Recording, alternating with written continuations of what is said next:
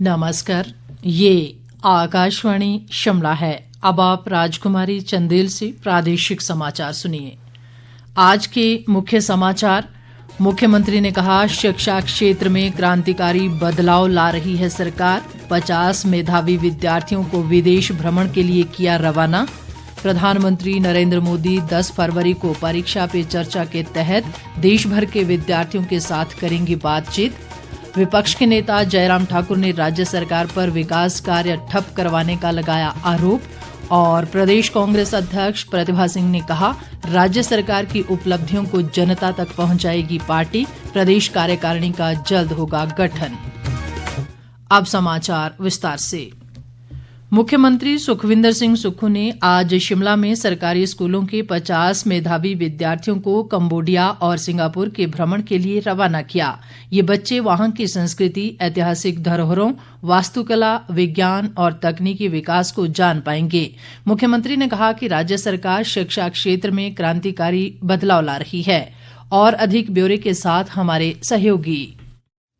प्रदेश के इतिहास में ये पहली बार है जब सरकारी स्कूलों के विद्यार्थियों को विदेश भ्रमण पर भेजा गया है। इनमें 11वीं और 12वीं कक्षा में पढ़ रहे वे विद्यार्थी शामिल हैं जिन्होंने 10वीं कक्षा में टॉप किया है। मुख्यमंत्री सुखविंदर सिंह सुक्खू ने इन बच्चों को शुभकामनाएं देते हुए कहा कि मेधावी बच्चों के सर्वांगीण विकास और उन्हें प्रोत्साहन देने के लिए सरकार ने विदेश भ्रमण करवाने का निर्णय लिया है। सरकारी क्षेत्र के बच्चों को पहली बार कंबोडिया और सिंगापुर भेजने का कार्यक्रम हमने शुरू किया है और जिन्होंने गांव के स्कूल में पढ़कर मेरिट हासिल किया उन बच्चों का सिलेक्शन की गई है। मुझे खुशी है कि हमारी जो शिक्षा में हमने जो व्यवस्था परिवर्तन किया उसके सार्थक परिणाम आने शुरू हुए हैं। पूरे गवर्नमेंट स्कूलों में हम परिवर्तन कर देंगे। हम गुणात्मक शिक्षा पर ज्यादा ध्यान देना चाहते हैं। शिक्षा मंत्री रोहित ठाकुर इन बच्चों के साथ अभिभावक के रूप में विदेश भ्रमण पर जा रहे हैं। उन्होंने कहा कि गांवों के बच्चों को विदेश भ्रमण करवाने का निर्णय मुख्यमंत्री की दूरगामी सोच का परिणाम है। आकाशवाणी से बातचीत में विदेश भ्रमण को लेकर ये बच्चे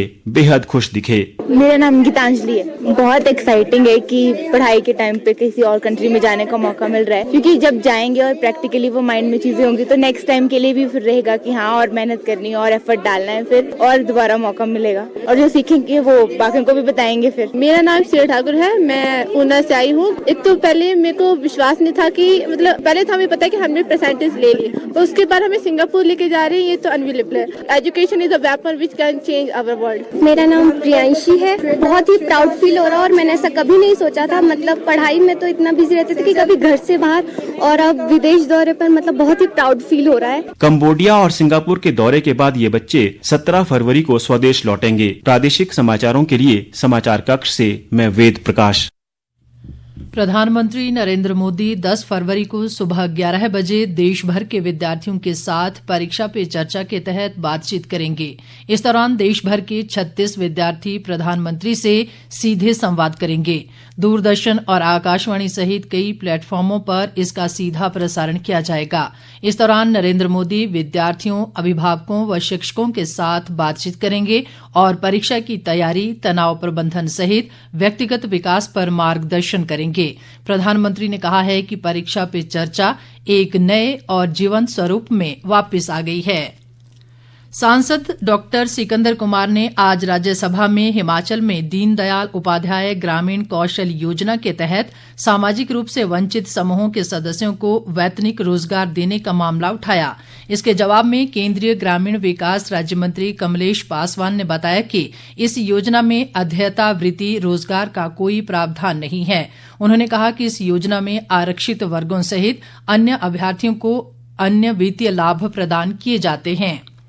इस बीच राज्यसभा सांसद इंदु गोस्वामी ने नई दिल्ली में केंद्रीय वित्त मंत्री निर्मला सीतारमण से भेंट कर हिमाचल के लिए केंद्रीय बजट में उदार धनराशि आवंटित करने पर उनका आभार जताया।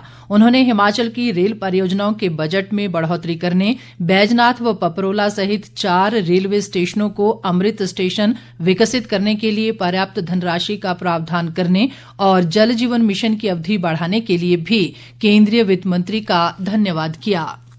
विधानसभा उपाध्यक्ष विनय कुमार ने आज सिरमौर जिले के नागरिक अस्पताल ददाहू में 10 लाख रुपए से स्थापित एक्सरे प्लांट का लोकार्पण किया। इससे क्षेत्र के लगभग 30 पंचायतों के लोगों को एक्सरे की सुविधा मिलेगी। विनय कुमार ने कहा कि अब लोगों को एक्सरे करवाने के लिए नाहन या दूसरे शहरों में नहीं जाना पड़ेगा। उन्होंने बताया कि ददाहू अस्पताल को अल्ट्रासाउंड मशीन भी जल्द ही उपलब्ध करवा दी जाएगी।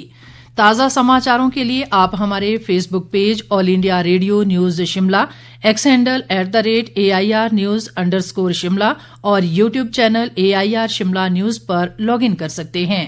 बाकी समाचार अंतराल के बाद। सिराज विधानसभा क्षेत्र के एक प्रतिनिधिमंडल ने आज शिमला में मुख्यमंत्री सुखविंदर सिंह सुक्खू से भेंट कर बालीचौकी में भवन व सन्निर्माण कामगार कल्याण बोर्ड का उप कार्यालय खोलने पर उनका आभार जताया।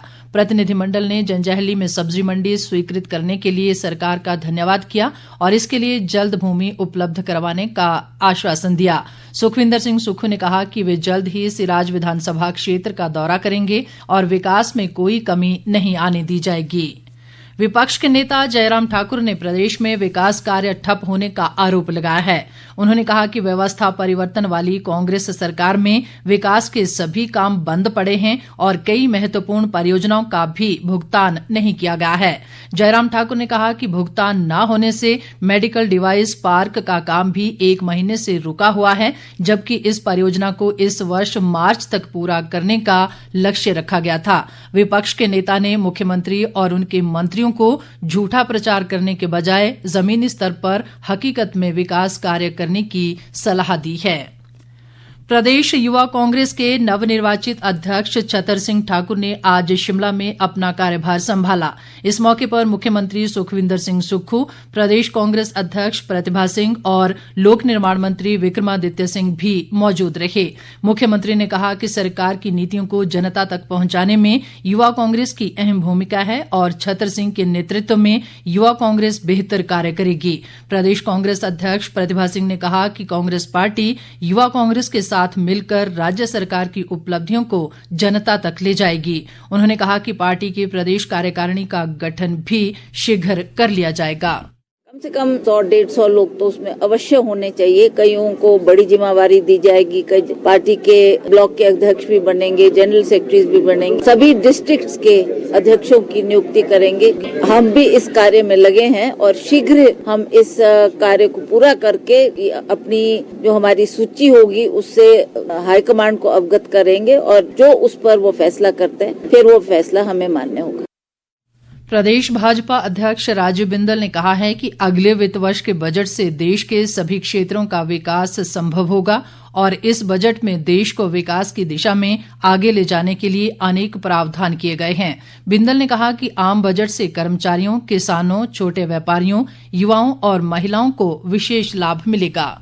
युवाओं का बजट है जहां पर स्वरोजगार के लिए अपने लघु मध्यम उद्योगों को स्थापित करने के लिए स्वरोजगार के साथ साथ लाखों रोजगार पैदा करने वाला ये बजट है। हिमाचल प्रदेश सर्वाधिक लाभान्वित होने वाला राज्य है, जहां कर्मचारियों की संख्या सर्वाधिक है।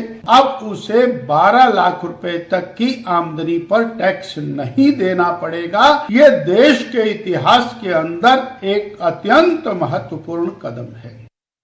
उत्तराखंड के रुद्रपुर में चल रहे राष्ट्रीय खेलों में हिमाचल की महिला हैंडबॉल टीम ने आज उत्तराखंड की टीम को पराजित किया। हिमाचल की टीम ने 45 जबकि उत्तराखंड की टीम ने मात्र 6 गोल किए। प्रदेश महिला हैंडबॉल टीम की मुख्य कोच स्नेहलता और कोच मनोज कुमार ने इस जीत के लिए खिलाड़ियों को बधाई दी है। अंत में मुख्य समाचार एक बार फिर। मुख्यमंत्री ने कहा, शिक्षा क्षेत्र में क्रांतिकारी बदलाव ला रही है सरकार। 50 मेधावी विद्यार्थियों को विदेश भ्रमण के लिए किया रवाना। प्रधानमंत्री नरेंद्र मोदी 10 फरवरी को परीक्षा पे चर्चा के तहत देश भर के विद्यार्थियों के साथ करेंगे बातचीत।